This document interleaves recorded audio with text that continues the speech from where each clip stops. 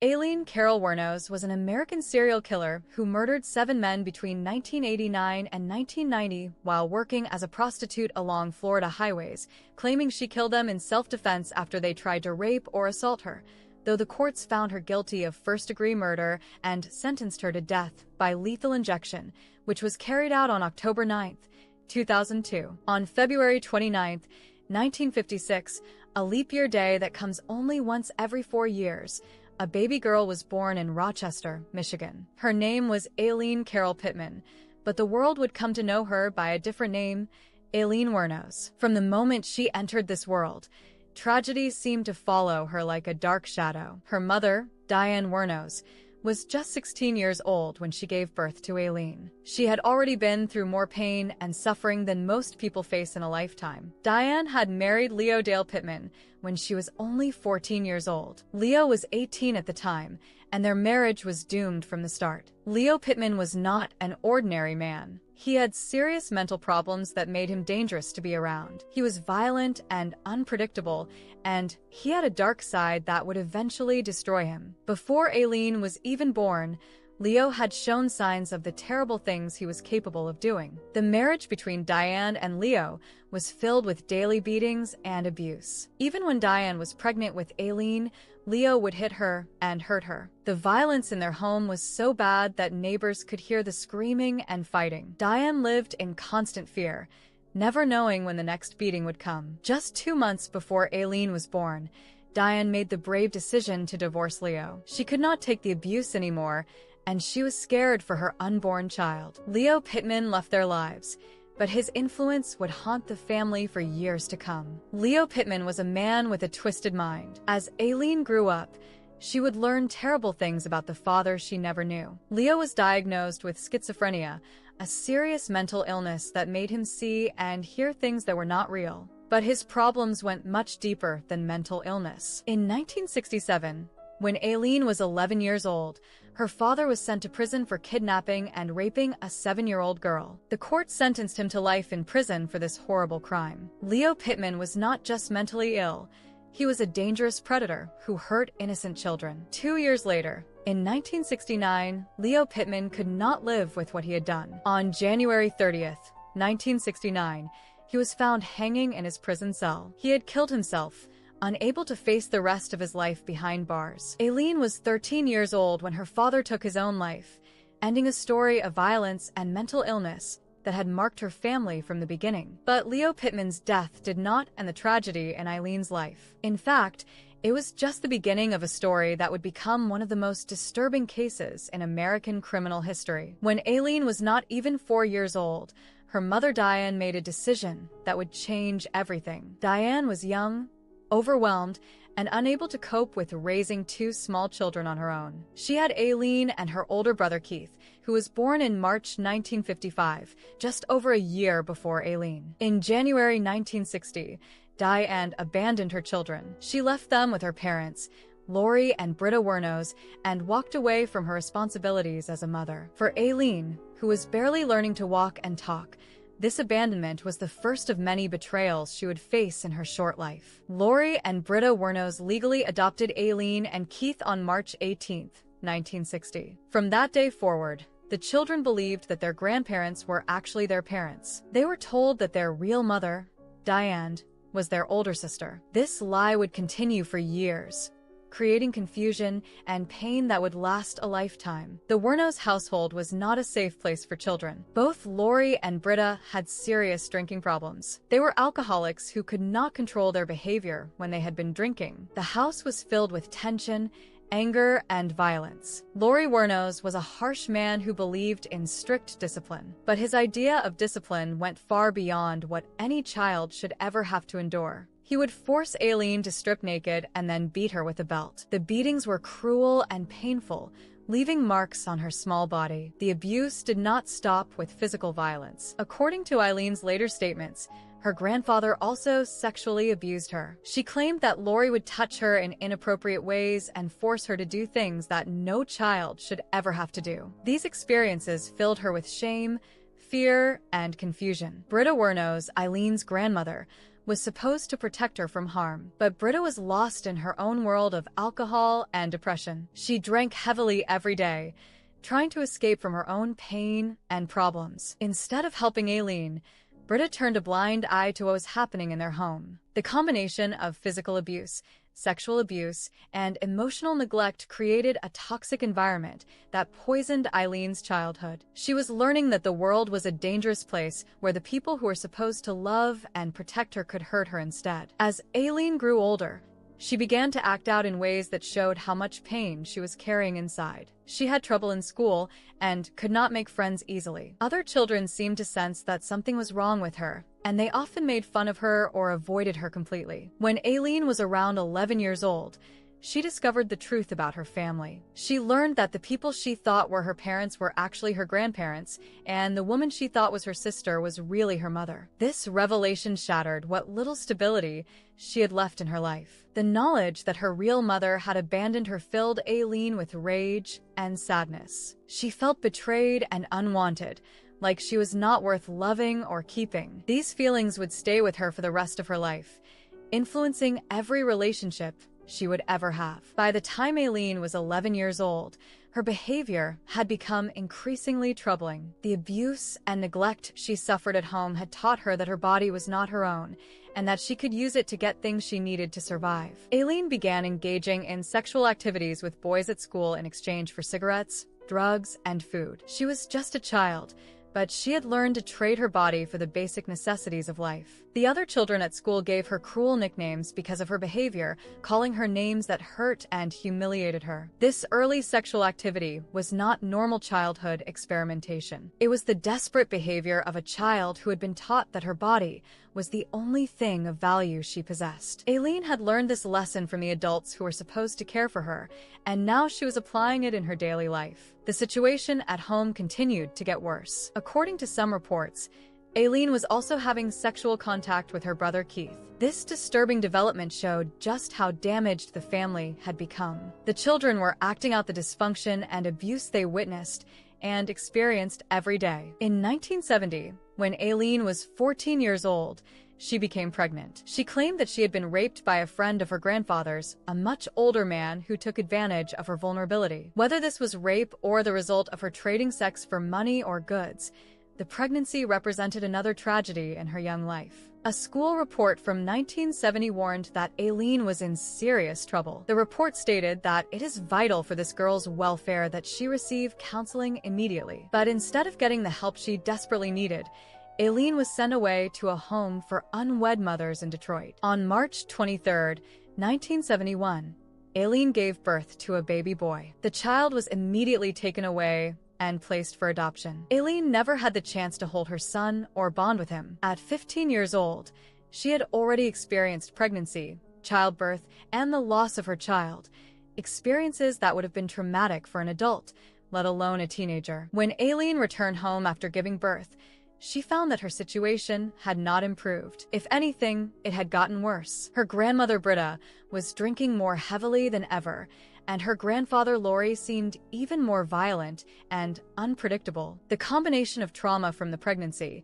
the loss of her baby, and the ongoing abuse at home was too much for Aileen to handle. She began using alcohol and drugs to numb her pain, following the example set by the adults around her. She also attempted suicide multiple times, including one incident where she shot herself in the abdomen with a gun. In July 1971, Britta Wuornos died of liver failure caused by years of heavy drinking. Her death removed the last person in the household who might have provided some protection for Aileen, even though Britta had failed to protect her from abuse while she was alive. After Britta's death, Laurie Wuornos decided he no longer wanted to care for his adopted grandchildren. He threw 15-year-old Aileen out of the house, forcing her to survive on her own. She had no money, no place to live, and no one to turn to for help. Aileen began living in the woods near her old home, sleeping outdoors and searching for food wherever she could find it. She supported herself through prostitution, trading sex for money, food, and shelter. At 15,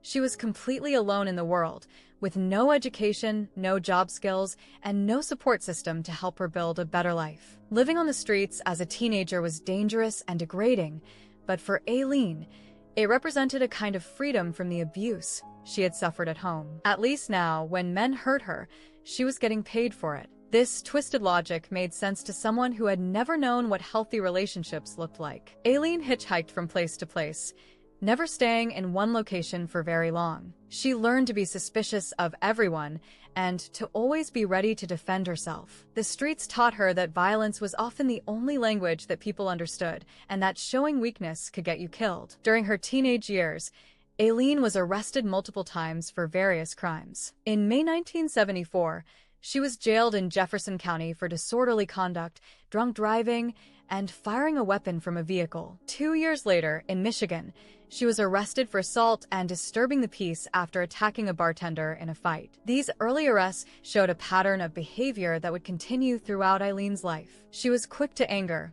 ready to fight, and unable to control her impulses when she felt threatened or disrespected. The years of abuse had taught her to strike first and ask questions later. In 1976, Aileen made a decision that would change her life dramatically. She decided to hitchhike to Florida, hoping to find better opportunities in the warm climate of the South. She had heard that Florida was a place where people could start over and build new lives, and she desperately wanted to escape her past. Florida in the 1970s was a land of opportunity for some people, but for others, it was just another place to struggle and survive. Aileen arrived with nothing but the clothes on her back and a lifetime of pain and anger that she carried with her wherever she went. Soon after arriving in Florida, Aileen met a man who seemed to offer her everything she had ever dreamed of. His name was Louis Gratz-Fell, and he was 69 years old, wealthy, and the president of a yacht club in the area. Louis was everything that Aileen was not: respectable,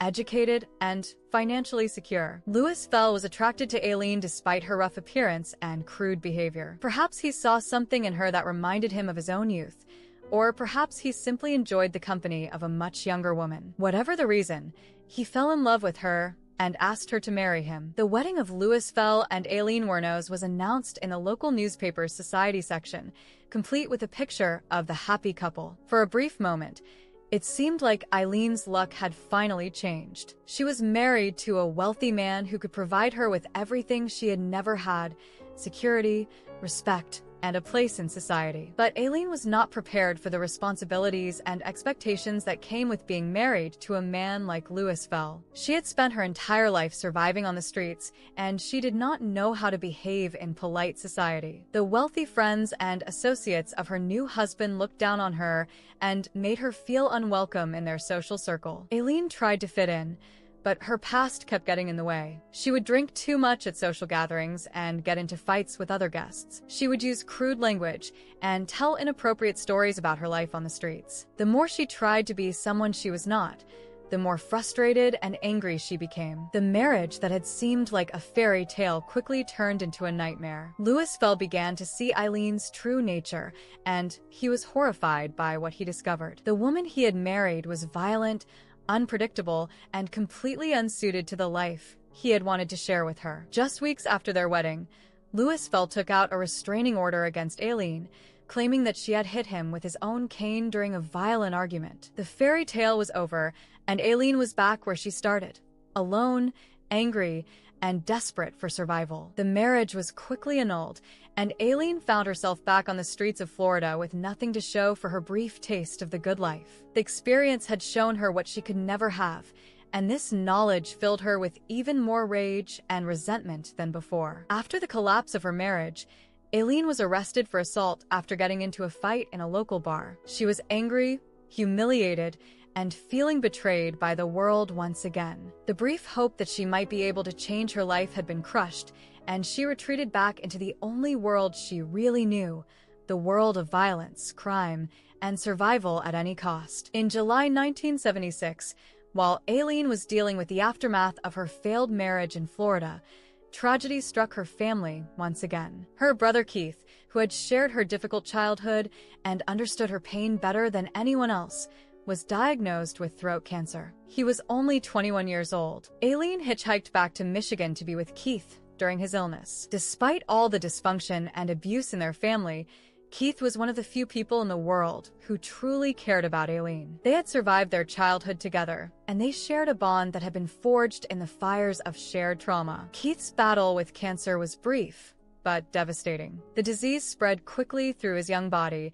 and there was little that doctors could do to save him. Aileen watched helplessly as her brother, the only person who had ever really understood her, slowly died in front of her eyes. In March 1976, Keith Wuornos died of throat cancer. Aileen was devastated by the loss. Keith had been her partner in survival, the one person who knew what she had been through and who accepted her despite all her flaws. With his death, she lost the last connection she had to anything resembling a normal family relationship. As Keith's next of kin, Aileen inherited his life insurance policy, which was worth $10,000. For someone who had spent most of her life living in poverty, this was an enormous amount of money. It represented more wealth than she had ever possessed, and it could have been the foundation for building a better life. But Aileen was not equipped to handle such a large sum of money responsibly. She had never learned how to manage finances or plan for the future. Instead of using the money wisely, she spent it quickly and recklessly on legal fees, fines, and a new car that she promptly wrecked in an accident. The loss of Keith's insurance money represented more than just a financial setback for Aileen. It showed that she was unable to break the cycle of self-destruction that had defined her entire life. Even when given an opportunity to change her circumstances,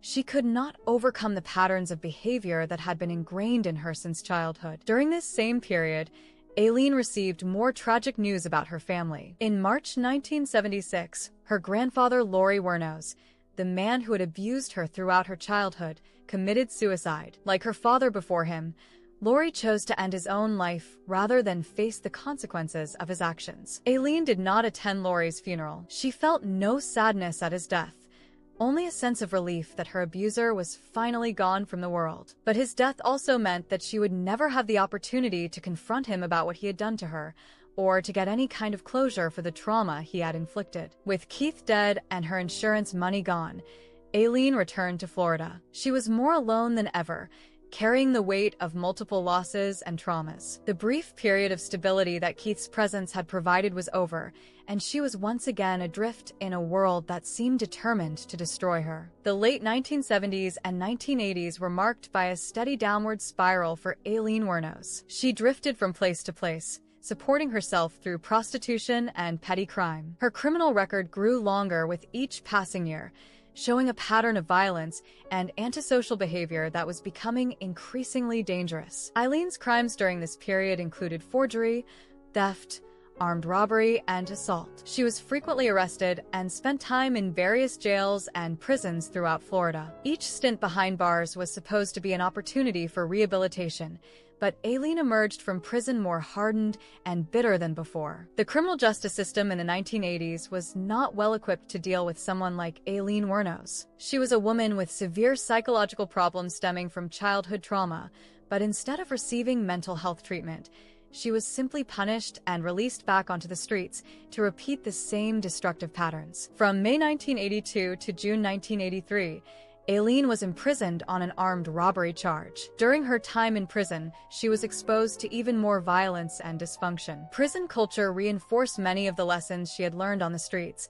that violence was power, that showing weakness was dangerous, and that other people could not be trusted. Throughout this period, Aileen continued to work as a prostitute along the highways of Florida. She would hitchhike from truck stop to truck stop, picking up clients who were looking for quick sexual encounters. This lifestyle was extremely dangerous, as it put her in contact with potentially violent men in isolated locations. Aileen developed a reputation among truckers and other highway travelers as someone who was tough and not to be messed with. She carried a gun for protection and was known to be quick to use it if she felt threatened. This reputation may have protected her from some potential attackers, but it also attracted attention from law enforcement. The constant stress of life on the streets was taking its toll on Aileen's mental and physical health. She was drinking heavily and using drugs regularly to cope with her pain and anger. Her appearance became increasingly rough and unkempt, reflecting the hard life she was living. During this time, Aileen had numerous encounters with law enforcement officers who knew her by various aliases. She frequently used false names when she was arrested, trying to avoid the accumulation of charges that would lead to longer prison sentences. The police who dealt with her noted her hostile attitude and her tendency to seek out confrontation rather than trying to avoid it. Aileen's life during this decade was marked by brief periods of relative stability followed by dramatic crashes back into crime and imprisonment. She would occasionally find temporary work in restaurants or bars, but she was unable to hold these jobs for long due to her volatile personality and her inability to get along with co-workers and customers. The prostitution work that provided most of her income was becoming increasingly dangerous as the years went by. The highways of Florida were frequented by all kinds of men, including those who enjoyed hurting women and those who saw prostitutes as easy targets for robbery or worse. Aileen had several encounters with violent clients during this period, experiences that reinforced her belief that men were dangerous and not to be trusted. In 1986, Aileen Wuornos' life took an unexpected turn when she met a young woman named Tyria Moore at a gay bar in Daytona Beach,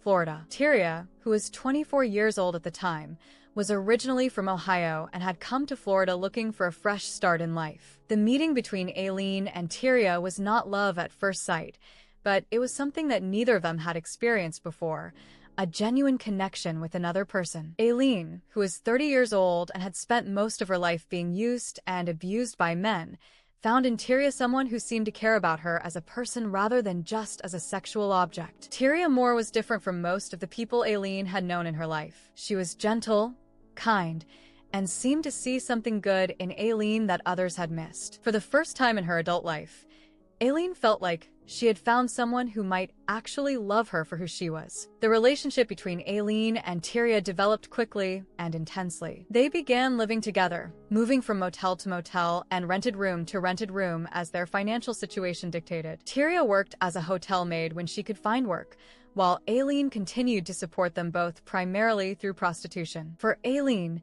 the relationship with Tyria represented something she had never had before: a sense of being loved and wanted. She was desperate to make the relationship work and was willing to do anything to keep Tyria happy and by her side. This desperation would later play a crucial role in the events that led to her becoming a serial killer. Tyria provided emotional stability for Aileen, but she also became financially dependent on her. Aileen's income from prostitution was often their only source of money for rent, food, and other necessities. This created a dynamic where Aileen felt pressure to continue working the streets in order to support the woman she loved. The 4 years that Aileen and Tyria spent together were some of the happiest of Aileen's life, but they were also marked by increasing violence and criminal activity. Aileen's encounters with clients were becoming more hostile, and she was carrying weapons more frequently for protection. During this period, Aileen was arrested several more times for various offenses, including carrying a concealed weapon, disturbing the peace, and assault. Each arrest put strain on her relationship with Tyria,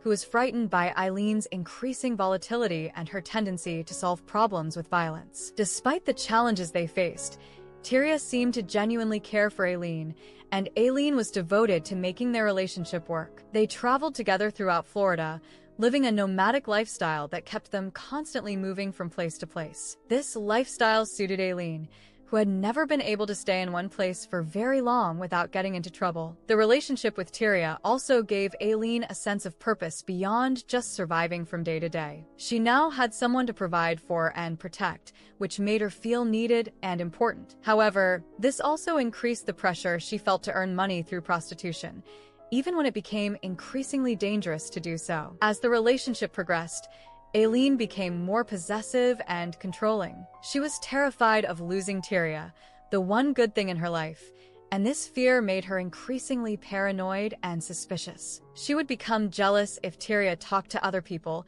and she would sometimes become violent when she felt that their relationship was threatened. By late 1989, the pressure and stress in Aileen Wuornos' life had reached a breaking point. She was drinking heavily, using drugs, and becoming increasingly paranoid and violent. The prostitution work that supported her and Tyria was becoming more dangerous, and she was encountering more clients who were abusive or threatening. On the night of November 30th, 1989, Aileen was working along Interstate 4 near Daytona Beach when she encountered a man named Richard Charles Mallory. Mallory was 51 years old and owned an electronics store in Clearwater, Florida. He appeared to be just another client looking for sex, but this encounter would change everything for Aileen. According to Aileen's later confessions, she and Mallory drove to an isolated area where they began drinking beer and smoking marijuana together. They talked for several hours about various topics, including his business, politics, and religion. Mallory seemed friendly and non-threatening at first, which made Aileen let her guard down. As the night progressed, however, the situation began to change. Aileen claimed that Mallory became violent and aggressive, attempting to rape and assault her. She said that he tied her up, tortured her, and threatened to kill her, telling her that he had killed other women before and would do the same to her. Whether Aileen's account of what happened that night was completely accurate remains a matter of debate. What is certain is that sometime in the early morning hours of December 1st, 1989, she shot Richard Mallory 3 times in the chest with a .22 caliber pistol. He died from his wounds, and Aileen left his body in a wooded area near the highway. After killing Mallory, Aileen took his money, his car, and some of his personal belongings. She drove his vehicle to an area near Ormond Beach and abandoned it there. She then returned to the motel, where she was staying with Tyria Moore. When Aileen arrived back at the motel, she was intoxicated and visibly shaken by what had happened. She told Tyria that she had killed a man in self-defense, that he had tried to rape her, and she had been forced to shoot him to save her own life. She showed Tyria some of Mallory's belongings and explained how she had sorted through his things, keeping some items and discarding others. Tyria was shocked and frightened by Aileen's confession. She had known that Aileen could be violent, but she had never imagined that her lover was capable of murder. However, Tyria chose to believe Aileen's story about self-defense, and she helped her dispose of evidence from the crime. 2 days after the murder, a Volusia County deputy sheriff found Mallory's abandoned car. On December 13, 1989, his body was discovered in the woods where Aileen had left it. The medical examiner determined that he had been shot multiple times, with 2 bullets to the left lung being the cause of death. The discovery of Mallory's body marked the beginning of what would become one of Florida's most notorious serial killer cases. However, at the time, law enforcement officials had no idea who had committed the murder or that it was the first in a series of similar crimes. For Aileen, the killing of Richard Mallory represented a crossing of a line from which there would be no return. She had always been violent and prone to fighting, but she had never before taken a human life. The act of murder had changed something fundamental inside her, and it would not be long before she killed again. The murder of Richard Mallory seemed to unleash something dark and uncontrollable in Aileen Wuornos. Over the next 11 months, she would kill 6 more men, all while continuing to work as a prostitute along the highways of Central Florida. Her second victim was David Andrew Spears, a 47-year-old construction worker from Winter Garden, Florida. Spears was reported missing on May 19, 1990, and his naked body was discovered on June 1, 1990.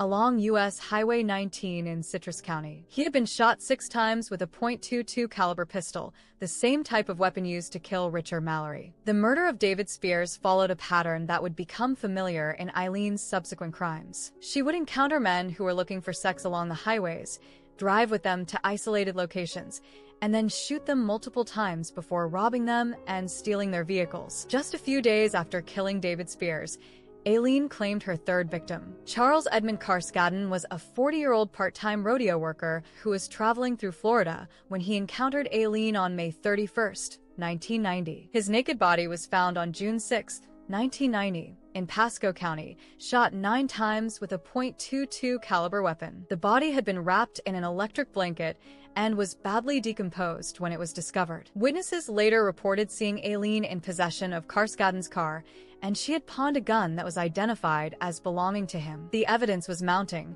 but law enforcement officials had not yet connected all the murders to a single perpetrator. In June 1990, Aileen encountered Peter Seams, a 65-year-old missionary who was traveling through Florida. Seams disappeared without a trace, and while his car was later found abandoned, his body was never recovered. Law enforcement officials believe that Aileen murdered Seams, but she was never charged with his death due to the lack of physical evidence. The disappearance of Peter Seams would prove to be crucial to Aileen's eventual capture. On July 4, 1990, Aileen and Tyria Moore were involved in a car accident while driving Seams's stolen vehicle. The crash occurred on a rural road, and both women fled the scene on foot, leaving the car behind. A witness to the accident, Rhonda Bailey, provided police with detailed descriptions of the two women she had seen fleeing from the crash. These descriptions would later be used to create composite sketches that were distributed to the media and law enforcement agencies throughout Florida. Aileen's fourth confirmed victim was Troy Eugene Burress, a 50-year-old sausage salesman from Ocala, Florida. His body was found on August 4, 1990, with 2 gunshot wounds to his torso. Like the other victims, Burress had been shot with a .22 caliber weapon and left in a wooded area along a highway. The fifth victim was Charles Richard Humphreys, a 56-year-old retired police chief and former U.S. Air Force major from Crystal River, Florida. Humphreys' body was discovered in Marion County on September 12, 1990. He had been shot 7 times, with gunshot wounds to both his head and torso. The fact that one of the victims was a retired police officer brought additional attention and resources to the investigation. Aileen's final victim was Walter Gino Antonio, a 62-year-old trucker who was found shot 4 times in the back and head in Dixie County on November 19, 1990. Antonio's murder marked the end of Aileen's killing spree, though law enforcement officials did not know it at the time. Throughout this period of escalating violence, Aileen continued to live with Tyria Moore, moving from motel to motel and maintaining the facade of a normal relationship. Tyria later claimed that she was unaware of most of the murders, though she admitted that Aileen had told her about killing Richard Mallory in self-defense. The pattern of the murders showed that Aileen was becoming more confident and methodical in her approach to killing. She would lure men to isolated locations, shoot them multiple times to ensure they were dead, and then rob them of their money and belongings before stealing their vehicles. The crime showed planning and forethought, contradicting her later claims that all the killings were spontaneous acts of self-defense. By the fall of 1990, law enforcement agencies throughout Central Florida were beginning to recognize that they were dealing with a serial killer. The similarities between the murders were too numerous to ignore. All the victims were middle-aged men who had been shot with a .22 caliber weapon.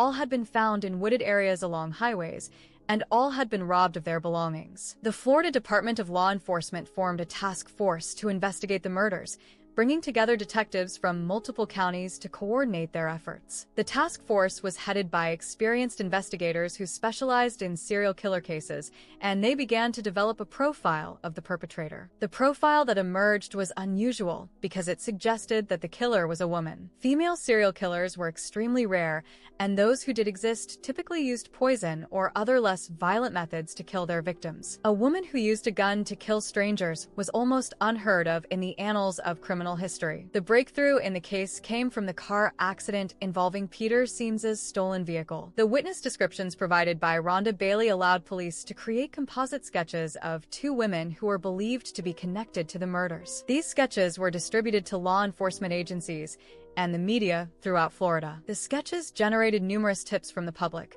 but one tip proved to be particularly valuable. Someone who had seen the sketches recognized them as resembling 2 women who frequented bars and motels in the Daytona Beach area. This information helped investigators narrow their search to a specific geographic region. At the same time, investigators were following another crucial lead: the pawn shop records. Several items belonging to the murder victims had been pawned at various shops throughout Central Florida, and the pawn shop records contained fingerprints and identification information for the person who had sold the items. The fingerprints found on the pawn shop receipts matched prints that were already in the Florida criminal database. They belonged to a woman with an extensive criminal record who used multiple aliases, including Lori Christine Grody, Susan Lynn Blahovec, and Lee Blahovec. Her real name was Aileen Wuornos. With this identification, investigators were able to trace Aileen's movements and activities over the previous year. They discovered that she had been arrested multiple times during the period when the murders were taking place,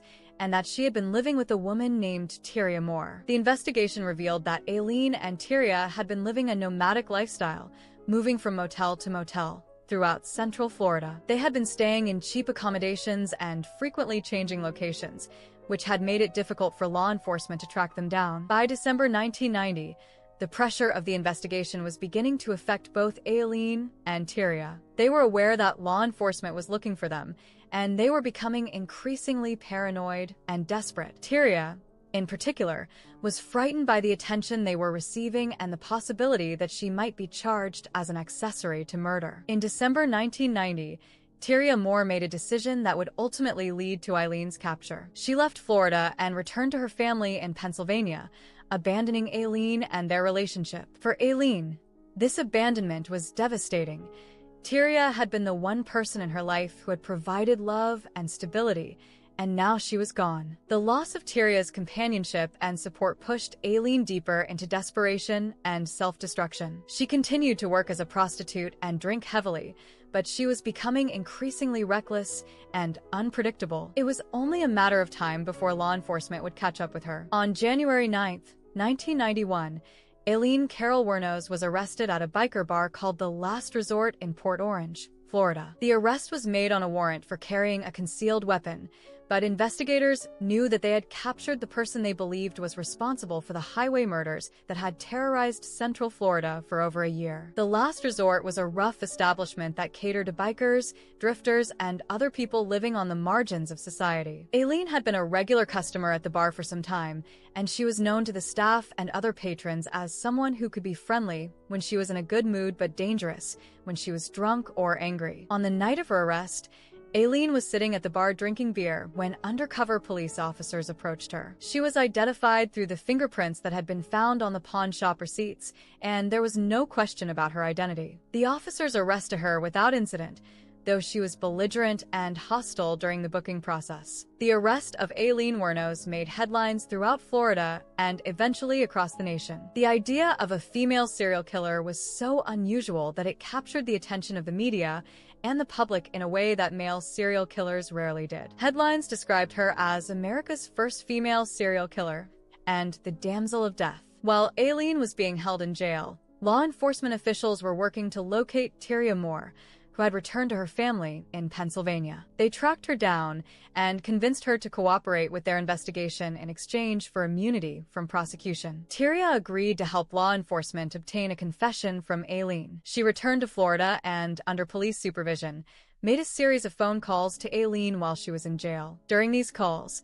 Tyria pleaded with Aileen to confess to the murders and clear her name. The phone calls between Aileen and Tyria were emotionally charged and revealed the depth of Aileen's feelings for the woman who had abandoned her. Aileen was desperate to protect Tyria from prosecution, and she was willing to take full responsibility for all the murders if it would keep her former lover safe. On January 16, 1991, just 1 week after her arrest, Aileen Wuornos confessed to the murders during a videotaped interview with investigators. In her confession, she admitted to killing 6 men, though she maintained that all the killings had been in self-defense after the men had tried to rape or assault her. Aileen's confession was detailed and provided investigators with information about each of the murders. She described how she had met each victim, what had happened during their encounters, and how she had disposed of evidence after the killings. However, her story about self-defense was met with skepticism by investigators, who noted that the evidence suggested premeditation rather than spontaneous defensive action. The confession was a major breakthrough in the case, but it also raised questions about Aileen's mental state and her ability to understand the consequences of her actions. She appeared to be suffering from various psychological problems, including possible personality disorders and substance abuse issues. During the confession, Aileen also revealed details about her relationship with Tyria Moore and how the pressure of supporting them both had contributed to her continued work as a prostitute. She spoke about the violence she had encountered from clients over the years and how she had learned to carry weapons for protection. The videotaped confession would later become a key piece of evidence in Aileen's trials, though her defense attorneys would argue that it had been obtained under questionable circumstances and should not be admissible in court. The legal case against Aileen Wuornos was complex and would ultimately involve multiple trials in different counties throughout Florida. Each murder had been committed in a different jurisdiction, which meant that prosecutors had to decide how to handle the charges and which cases to prosecute first. The first trial began in January 1992 in Volusia County,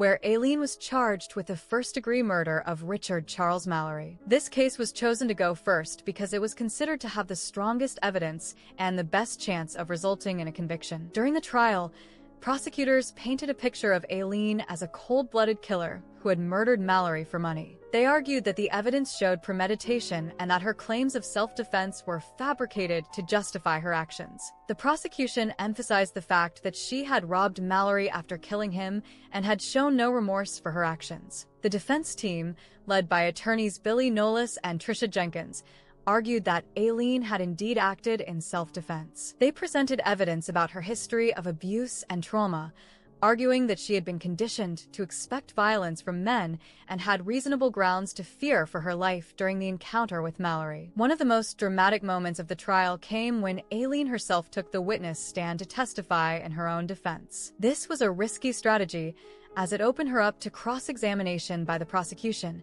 but her attorneys felt that the jury needed to hear her side of the story directly from her. During her testimony, Aileen described in graphic detail what she claimed had happened on the night she killed Richard Mallory. She said that he had violently raped her, tied her up, and threatened to kill her. She testified that she had shot him only after he had told her, "You're dead, bitch," and she believed he was about to murder her. The prosecution's cross-examination of Aileen was intense and hostile. Prosecutor John Tanner challenged her version of events and pointed out inconsistencies in her various statements about the crime. Aileen became increasingly agitated and angry during the cross-examination, invoking her Fifth Amendment right against self-incrimination 25 times. A significant piece of information that was not allowed into evidence during the trial was the fact that Richard Mallory had previously been convicted of violent rape and had served 10 years in prison for that crime. This information might have supported Aileen's claim that he had tried to assault her, but the judge ruled that it was not relevant to the case. The trial lasted for 2 weeks,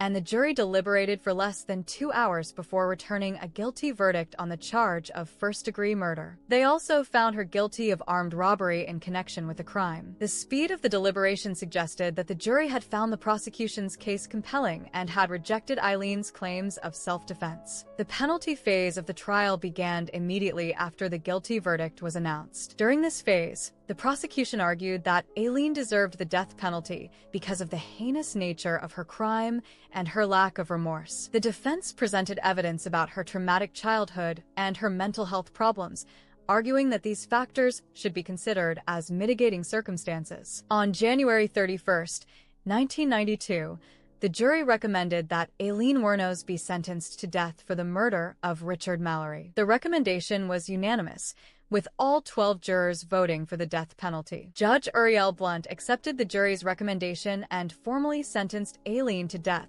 by lethal injection. The sentencing of Aileen Wuornos to death made her one of only a few women on death row in Florida at that time. Female death row inmates were extremely rare, and her case attracted significant media attention and public interest. Following her conviction for the murder of Richard Mallory, Aileen faced additional charges for the murders of the other victims. Rather than go through multiple lengthy trials, her attorneys advised her to plead no contest to the remaining charges in exchange for avoiding additional death penalty proceedings. On March 31st, 1992, Aileen pleaded no contest to the murders of David Spears, Troy Burress, and Charles Humphreys. She received 3 additional death sentences for these crimes. Later, she would also plead guilty to the murders of Charles Carskadden and Walter Antonio, receiving 2 more death sentences. By the end of the legal proceedings, Aileen Wuornos had been sentenced to death 6 times for the 6 murders that prosecutors were able to prove. She was not charged with the murder of Peter Seams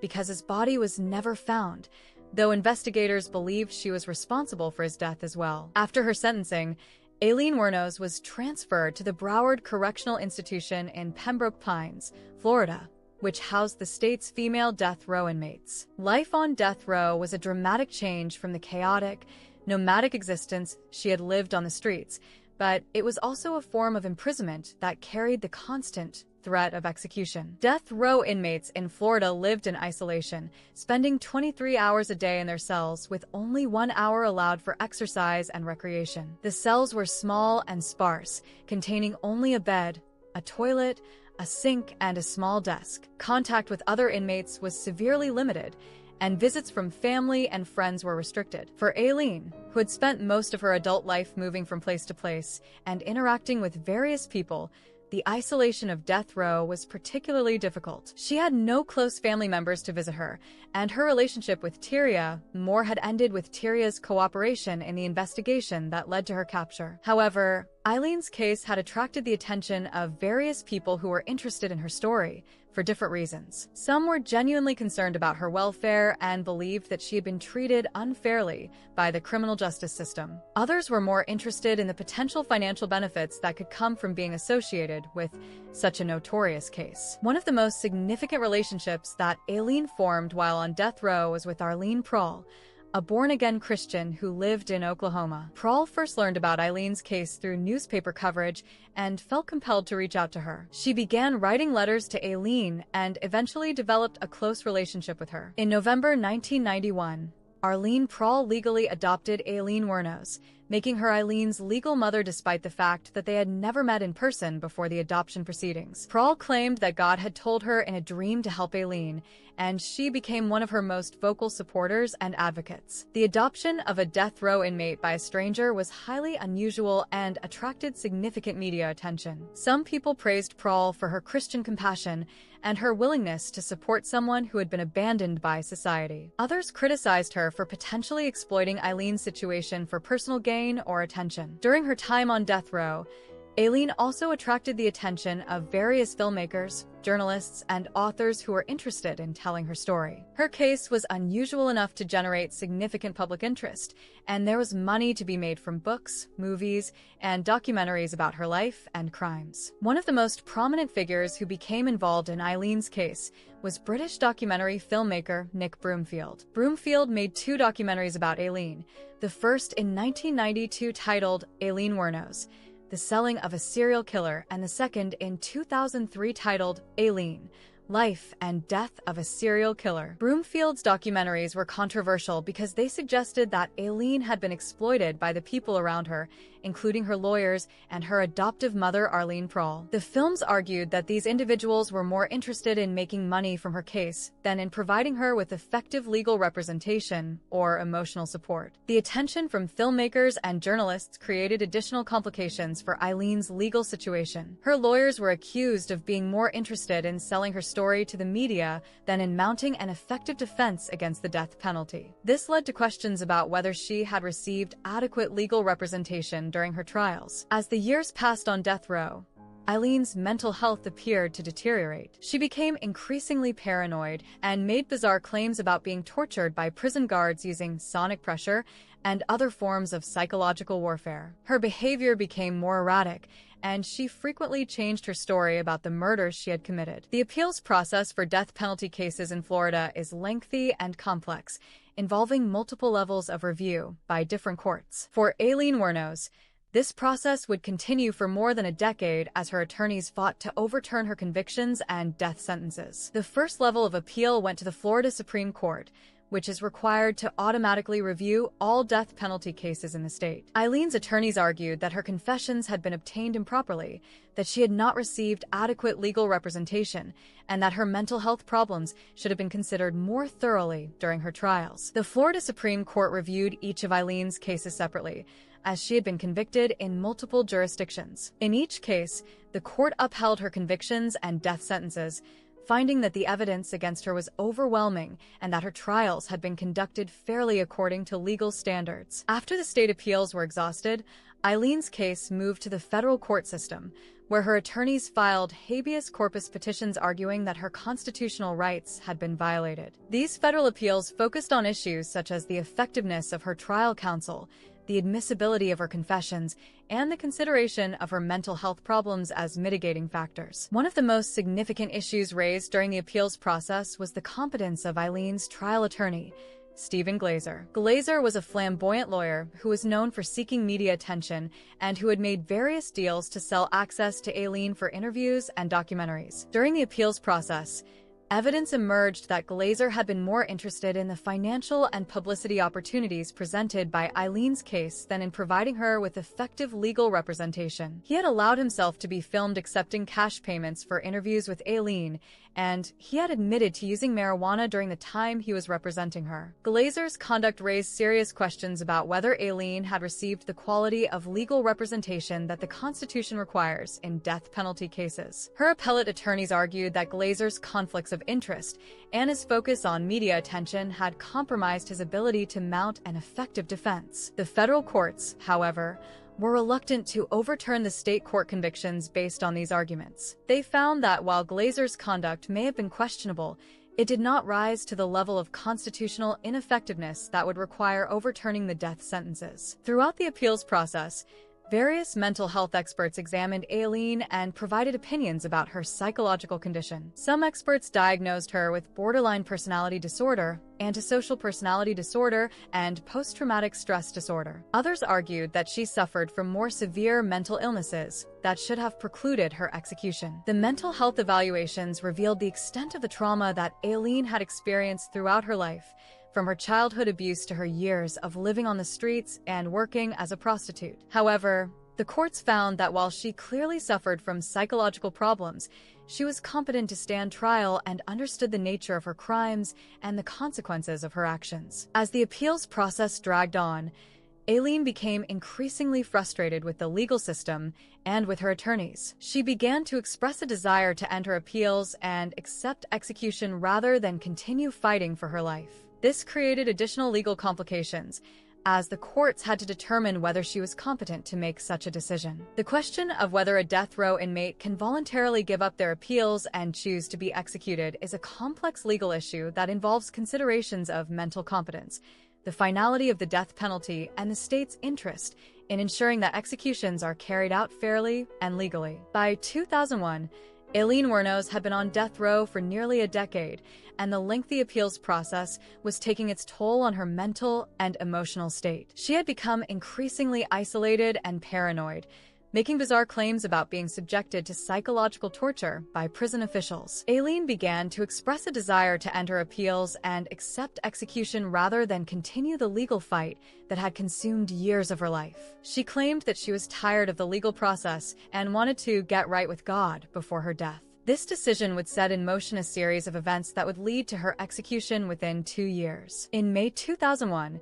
Aileen appeared in court for a competency hearing to determine whether she was mentally capable of making the decision to abandon her appeals. During this hearing, she made several shocking statements that revealed the depth of her mental deterioration and her desire to die. "I am a serial killer. I would kill again," Aileen testified during the hearing. She told the court that there was no sense in keeping her alive and that she wanted to clear her conscience and make peace with God before her execution. She also apologized to the families of her victims and admitted that she had lied about acting in self-defense. The competency hearing was emotionally charged, with Aileen sobbing at times and expressing her hatred for the world and her desire to leave it. She said that she had hate crawling through my system and that she wanted to end the lies and let the truth come out about her crimes. Circuit Judge Michael Hutchison determined that Aileen was competent to make the decision to end her appeals, despite the concerns raised by some of her attorneys and mental health advocates. The judge noted that while she clearly suffered from psychological problems,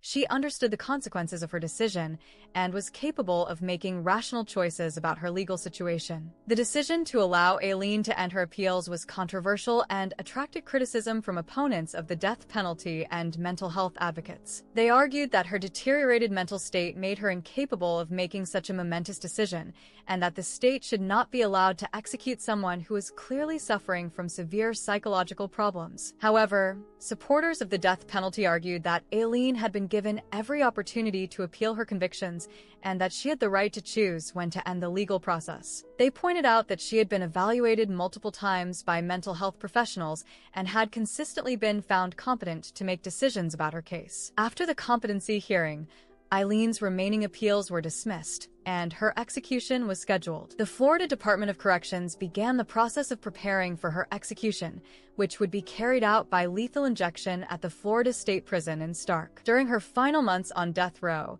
Aileen gave several interviews to journalists and documentary filmmakers. In these interviews, she alternated between maintaining her innocence and confessing to her crimes. Her statements were often contradictory and showed signs of increasing mental instability. In some interviews, Aileen continued to claim that she had killed her victims in self-defense and that she was innocent of the charges against her. In others, she admitted to being a serial killer and expressed no remorse for her actions. These contradictory statements raised additional questions about her mental competence and the appropriateness of executing her. One of the most disturbing aspects of Aileen's final interviews was her paranoid claims about being tortured by prison officials. She alleged that guards were using sonic pressure and other forms of psychological warfare to control her mind and behavior. These claims were consistent with symptoms of severe mental illness, but they were dismissed by prison officials as fabrications. The decision by Aileen Wuornos to enter appeals and accept execution was unprecedented in many ways. Few death row inmates choose to give up their legal fights, and even fewer do so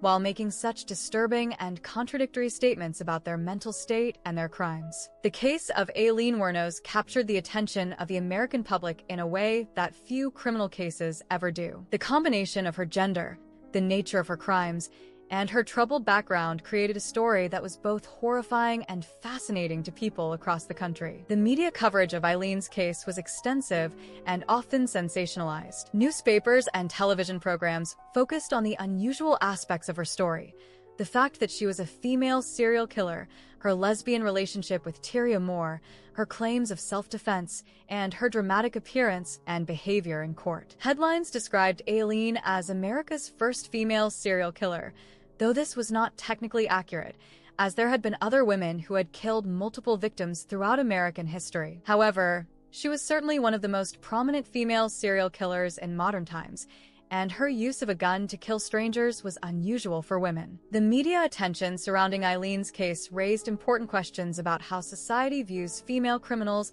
and violence committed by women. Traditional gender stereotypes suggest that women are naturally nurturing and nonviolent, so when a woman commits acts of extreme violence, it challenges these assumptions and creates cognitive dissonance in the public mind. Some feminist writers and activists argued that Aileen's case highlighted the ways in which society fails women who have been victims of abuse and violence. They pointed to her history of childhood sexual abuse, domestic violence, and rape as evidence that she was a victim of a patriarchal system that devalues and exploits women. Others argued that Aileen's gender was irrelevant to her crimes, and that she should be held accountable for her actions regardless of her sex or her history of victimization. They contended that using her past trauma as an excuse for murder was inappropriate and sent a dangerous message about personal responsibility. The story of Aileen Wuornos has been the subject of numerous books, documentaries, and movies over the years. Each of these works has presented a different perspective on her life and crimes,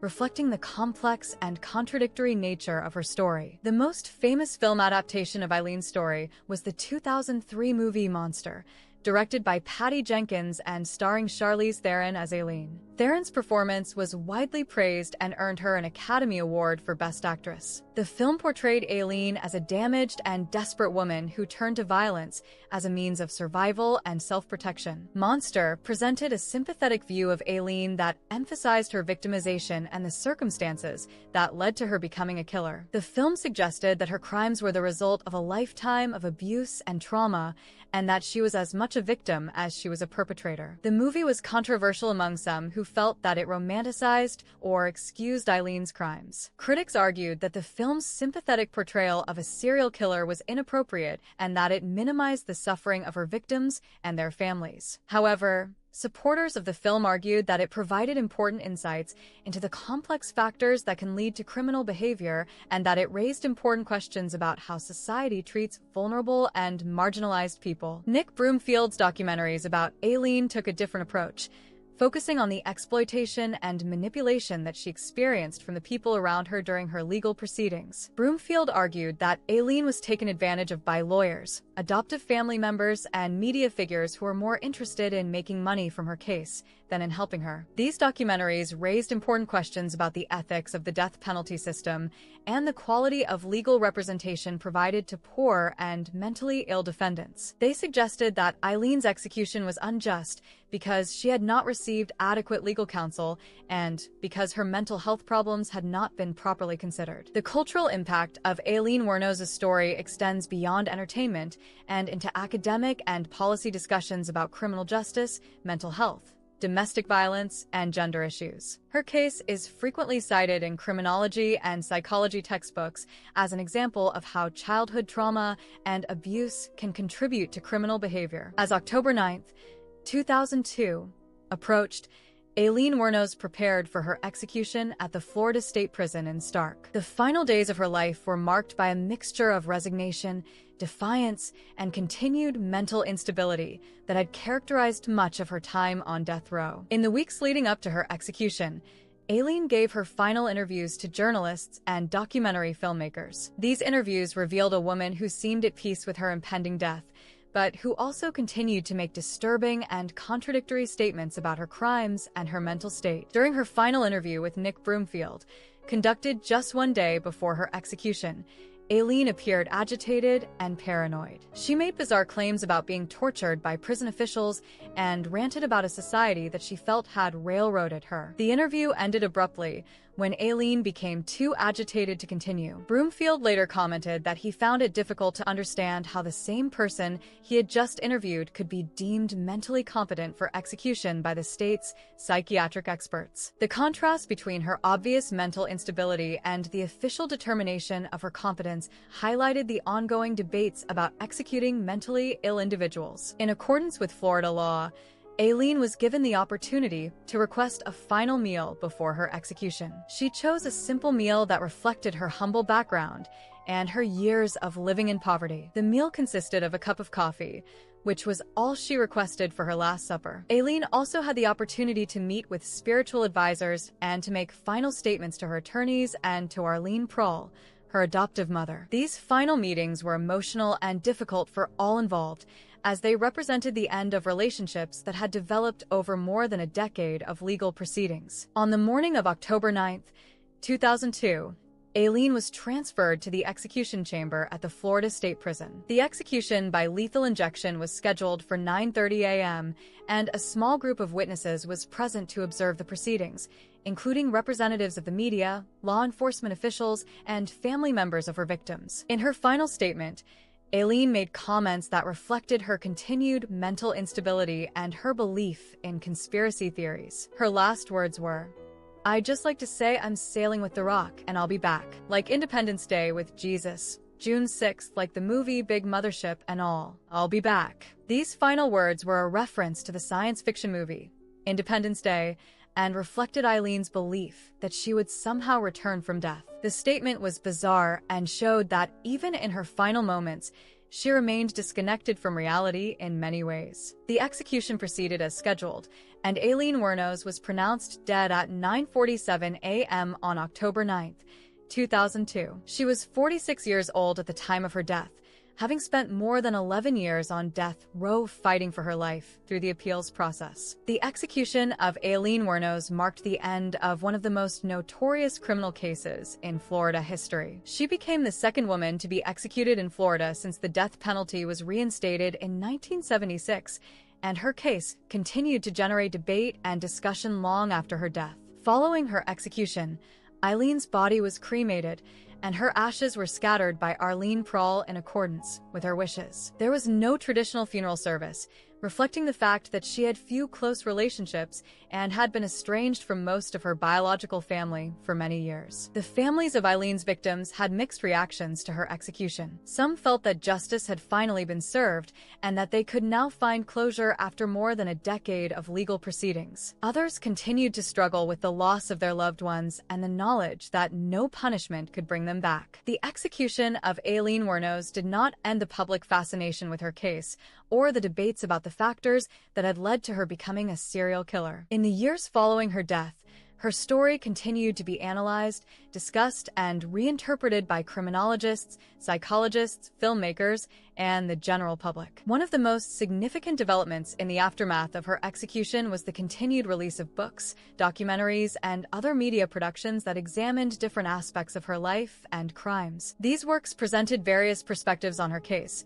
ranging from sympathetic portrayals that emphasized her victimization to more critical analyses that focused on her responsibility for her actions. The academic community continued to study Aileen's case as an example of how multiple factors can combine to create violent criminal behavior. Researchers examined the role of childhood trauma, mental illness, substance abuse, and social marginalization in her development from an abused child to a serial killer. Studies of Aileen's case contributed to broader discussions about the effectiveness of the death penalty, particularly in cases involving individuals with severe mental health problems. Her execution raised questions about whether it is appropriate to execute people who have been diagnosed with personality disorders and who show signs of psychosis or other forms of mental instability. The case also contributed to discussions about the treatment of women in the criminal justice system and the ways in which gender stereotypes can affect how female criminals are perceived and punished. Some scholars argued that Aileen received harsher treatment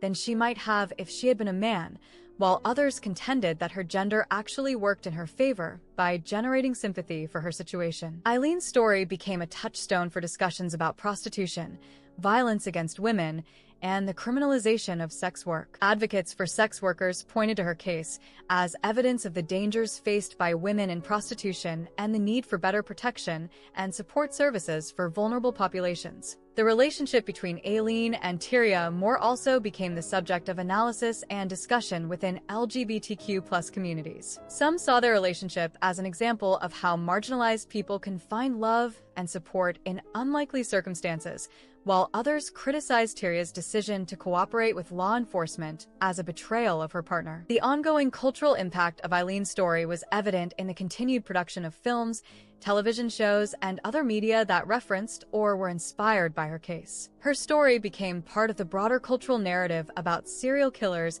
and violent crime in America. In 2003, the film Monster, starring Charlize Theron, was released to critical acclaim and commercial success. The movie's portrayal of Aileen as a sympathetic figure who had been driven to violence by circumstances beyond her control sparked renewed debate about her case and her legacy. The film's success led to increased interest in Aileen's story and prompted new discussions about the factors that contribute to violent criminal behavior. It also raised questions about the ethics of creating entertainment based on real crimes and the experiences of actual victims. Over the years, various true crime enthusiasts, amateur investigators, and conspiracy theorists have continued to examine Aileen's case, sometimes proposing alternative theories about her crimes or questioning the official narrative of events. These alternative interpretations have added to the complexity and controversy surrounding her legacy. The case of Aileen Wuornos has also been cited in legal and policy discussions about reforming the criminal justice system, improving mental health services, and addressing the root causes of violent crime. Her story is often used as an example of how early intervention and proper treatment might prevent individuals from following a path towards serious criminal behavior. The case of Aileen Wuornos has been the subject of extensive psychological analysis by mental health professionals, criminologists, and other experts who have sought to understand the factors that contributed to her becoming a serial killer. These analyses have provided important insights into the relationship between childhood trauma, mental illness, and violent criminal behavior. Multiple psychological evaluations were conducted on Aileen throughout her time in the criminal justice system, from her initial arrest through her execution. These evaluations revealed a complex picture of a deeply damaged individual who suffered from multiple mental health problems and personality disorders. The most commonly cited diagnoses for Aileen included borderline personality disorder, BPD, antisocial personality disorder, ASPD,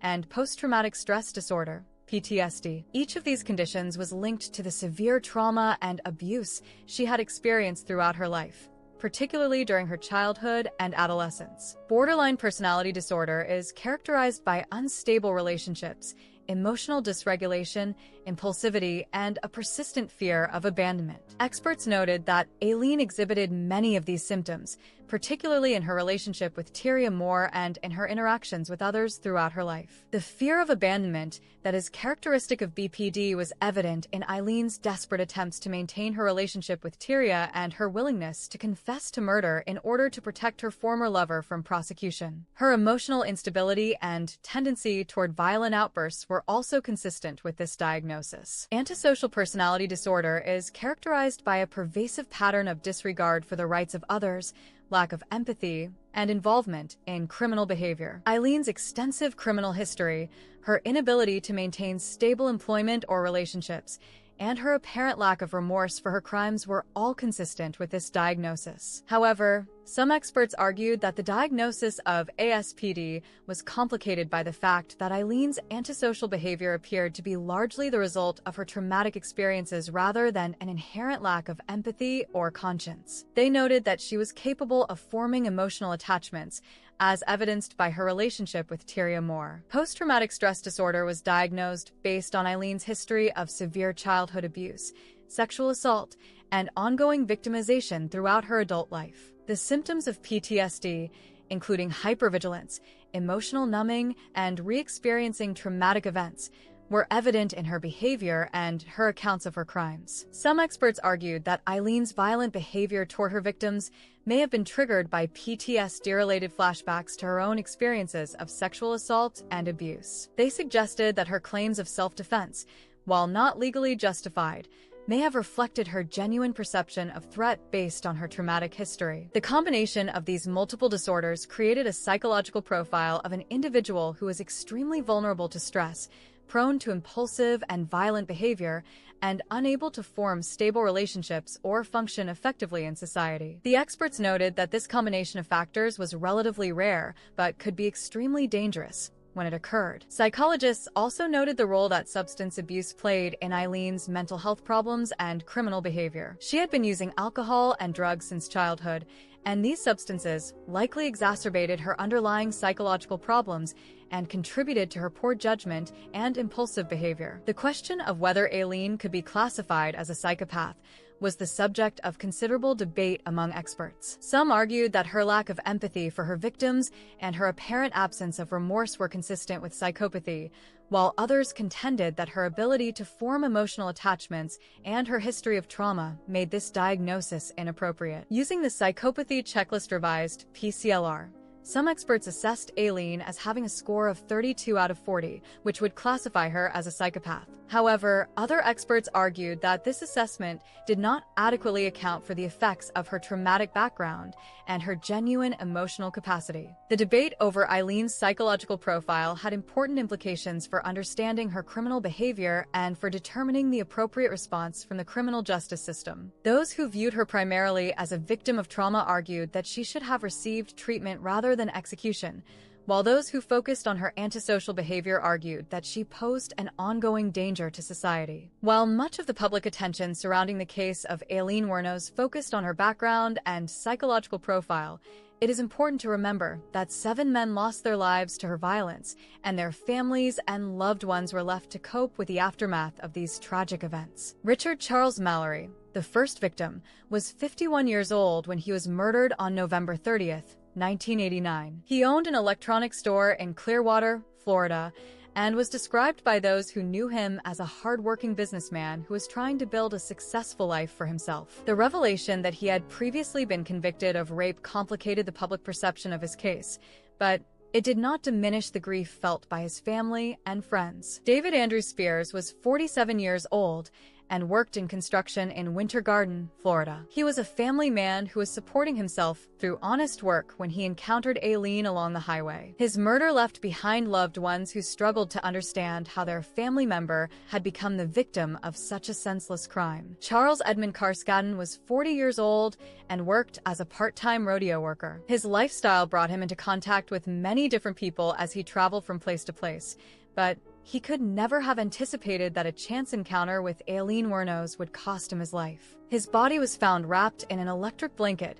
showing the callous way in which Aileen had disposed of his remains. Troy Eugene Burress was 50 years old and worked as a sausage salesman in Ocala, Florida. He had a family who loved him and depended on him for support. His sister, Letha Prater, spoke at Aileen's competency hearing years later, expressing her pain at the loss of her brother and her desire to see justice served. Charles Richard Humphreys was 56 years old and had served his community as a police chief and as a member of the U.S. Air Force. He was retired and enjoying his later years when he was murdered by Aileen. The fact that he had dedicated his life to law enforcement made his murder particularly shocking to those who knew him and to the law enforcement community in general. Walter Gino Antonio was 62 years old and worked as a trucker, traveling the highways of Florida to make his living. His murder marked the end of Aileen's killing spree, though law enforcement officials did not know it at the time. Like the other victims, he was simply in the wrong place at the wrong time when he encountered a deeply disturbed woman who had turned to violence. Peter Seams, the seventh suspected victim,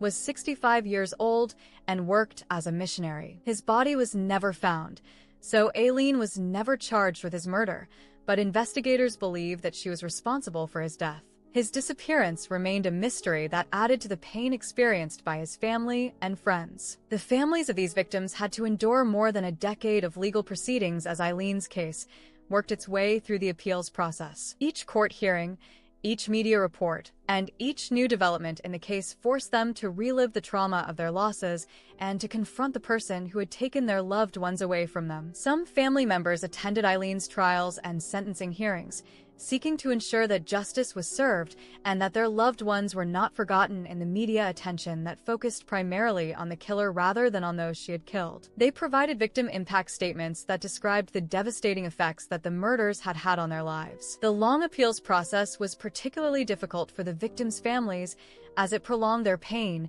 and prevented them from achieving the closure they needed to move forward with their lives. Each legal challenge and each new court hearing meant that they had to once again confront the details of the crimes and the person who had committed them. When Aileen was finally executed in 2002, the reactions among the victims' families were mixed. Some felt that justice had finally been served and that they could now begin to heal from their losses. Others found that the execution did not bring them the peace they had hoped for, and they continued to struggle with their grief and anger. The impact of Aileen's crimes extended beyond the immediate families of the victims to include friends, co-workers, and community members who had known and cared about the men who were killed. The random nature of their deaths created fear and anxiety among people who traveled the highways of Florida, particularly among those who might have been vulnerable to similar attacks. The media coverage of the case often focused more on Aileen's background and psychological profile than on the victims and their stories. This created additional pain for some family members,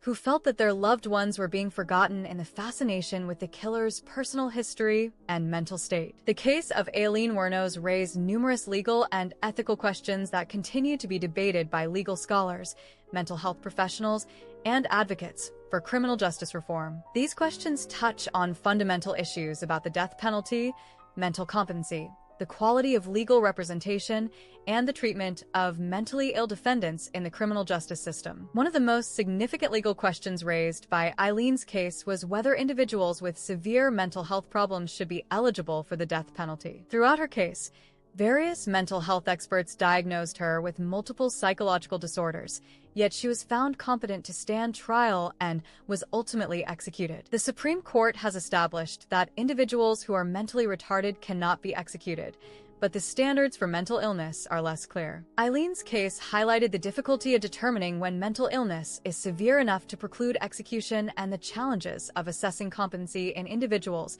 with complex psychological problems. The quality of legal representation that Aileen received was another major issue that arose during her appeals. Her trial attorney, Stephen Glazer, was criticized for being more interested in the media attention and financial opportunities presented by her case than in providing effective legal counsel. Glazer's conduct included allowing himself to be filmed accepting cash payments for interviews with Aileen, admitting to marijuana use during the time he was representing her, and engaging in what he himself described as anti-lawyering. deliberately providing minimal defense to ensure that her convictions would be appeal-proof. This behavior raised serious questions about the Sixth Amendment guarantee of effective assistance of counsel, particularly in death penalty cases where the stakes are literally life and death. Legal scholars debated whether Glazer's conduct constituted ineffective assistance of counsel and whether Aileen's death sentences should have been overturned on this basis. The role of Arlene Prawl, Aileen's adoptive mother, also raised ethical questions about the exploitation of vulnerable defendants. Some critics argued that Prawl was more interested in the attention and potential financial benefits of being associated with a notorious case than in genuinely helping Aileen. The relationship between Prawl and various media figures, including documentary filmmaker Nick Broomfield, created conflicts of interest that may have interfered with Aileen's legal representation. The commercialization of her case raised questions about whether death row inmates can truly give informed consent to media arrangements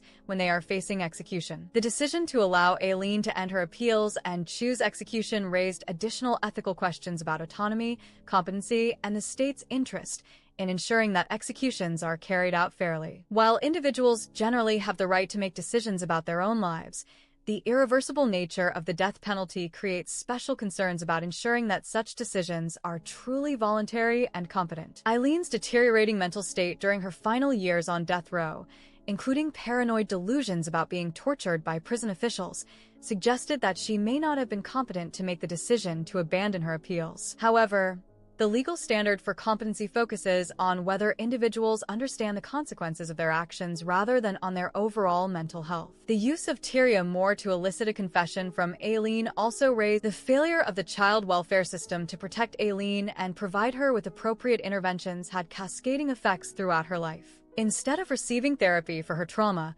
she was left to cope with her psychological wounds on her own, leading to self-destructive behaviors that eventually escalated to violence. The lack of adequate mental health services for poor and marginalized individuals was another systemic failure that contributed to Aileen's tragic trajectory. Despite numerous interactions with the criminal justice system over the years, she never received the comprehensive mental health treatment that might have helped her address her underlying psychological problems. The criminalization of prostitution created additional dangers for women like Aileen, who turned to sex work for survival. The illegal nature of prostitution meant that she had no legal protections or recourse when clients became violent or abusive, forcing her to rely on weapons and violence for self-protection. The stigmatization of sex workers also meant that when Aileen claimed to have been assaulted by her clients, her allegations were often dismissed or not taken seriously by law enforcement. This created a climate in which predatory men could target prostitutes with relative impunity, knowing that their victims would have little credibility if they reported attacks. The broader issue of violence against women was also relevant to understanding Aileen's case. Her entire life was marked by encounters with violent men, from her abusive grandfather to the clients who assaulted her during her years as a prostitute. This pattern of victimization created a worldview in which violence was normalized and self-defense was necessary for survival. The economic marginalization that Aileen experienced throughout her life was another factor that contributed to her criminal behavior. Without education, job skills, or social support, she had few options for supporting herself other than prostitution and crime. The lack of social safety nets for people in her situation meant that she was constantly struggling for basic survival. The intersection of poverty, mental illness, and gender created multiple layers of vulnerability that made Aileen an easy target for exploitation and abuse. Society's failure to address these intersecting problems contributed to her eventual transformation into a perpetrator of violence rather than just a victim. The rural and highway culture of Florida in the 1980s and 1990s also provided the context for Aileen's crimes. The interstate highway system created opportunities for anonymous encounters between strangers, making it easier for both predators and victims to operate without detection. The transient lifestyle of truckers, drifters, and sex workers created a population that was particularly vulnerable to violence. The media's fascination with Aileen's case reflected broader societal anxieties about gender roles, sexuality, and violence. The idea of a female serial killer challenged traditional assumptions about women's nature and behavior, creating both fascination and revulsion among the public. The tendency to sensationalize and commodify violent crime, as evidenced by the numerous books, movies, and documentaries about Aileen's case, reflected a cultural obsession with serial killers and extreme violence. This commodification often overshadowed serious discussions about the social problems that contributed to such tragedies. The religious and moral dimensions of Aileen's case, including her relationship with born-again Christian Arlene Prawl and her claims about wanting to get right with God before her execution, reflected the complex ways in which religious beliefs intersect with criminal justice issues in American society. The regional aspects of her case, occurring as it did in Florida, with its history of frontier justice and capital punishment, also influenced how her crimes were perceived and punished. The Southern culture of honor and retribution may have contributed to the public support for her execution despite her obvious mental health problems. Understanding these broader social contexts helps explain how someone like Aileen Wuornos could emerge from the margins of society to commit such devastating crimes. Her story serves as a warning about what can happen when multiple systems fail vulnerable individuals and when society's most marginalized people are left to fend for themselves without adequate support or protection. As we reach the end of this long and tragic story, it becomes clear that the case of Aileen Carol Wuornos represents more than just the crimes of one disturbed individual. Her life and death illuminate the complex web of factors that can combine to create a killer: childhood trauma, mental illness, social marginalization, and systemic failures that leave vulnerable people without hope or help. Aileen Wuornos was born into circumstances that few children could survive without severe psychological damage. From her earliest days, she was surrounded by violence, abuse, and neglect. Her father was a child molester who killed himself in prison. Her mother abandoned her when she was barely 4 years old. Her grandfather, who raised her, subjected her to physical and sexual abuse that scarred her for life. By the time she was a teenager, Aileen had learned that her body was the only thing of value she possessed, and that violence was often the only language that people understood. She had no education, no job skills, no family support, and no mental health treatment for the severe trauma she had endured. The criminal justice system encountered Aileen numerous times over the years, but instead of recognizing her as someone who needed her, death served as a form of societal retribution for her crimes, but it did nothing to address the underlying problems that created her in the first place. Today, more than 2 decades after her execution, the story of Aileen Wuornos continues to serve as a cautionary tale about what can happen when society fails its most vulnerable members. Her case highlights the need for better child protection services, more comprehensive mental health treatment, more effective interventions for victims of trauma, and more thoughtful approaches to criminal justice that address root causes rather than just punishing symptoms. The legacy of Aileen Wuornos is complex and disturbing, but it is also instructive. Her life shows us the human cost of neglect, abuse, and social indifference. Her crimes remind us of the devastating consequences that can result when damaged individuals are left without help or hope. Perhaps the most important lesson from her story is that monsters are not born. They're created by circumstances and choices, by systems that fail, and people who harm rather than help. Understanding this does not excuse her crimes or diminish the suffering of her victims, but it may help us recognize and intervene before other troubled individuals follow similar paths to destruction. The story of Aileen Wuornos is ultimately a story about the darkest aspects of human nature and society's failures to protect its most vulnerable members. It is a story that challenges us to do better, to recognize the warning signs of severe trauma and mental illness, and to provide help and hope to those who need it most. In the end, Aileen Carol Wuornos died as she had lived, alone,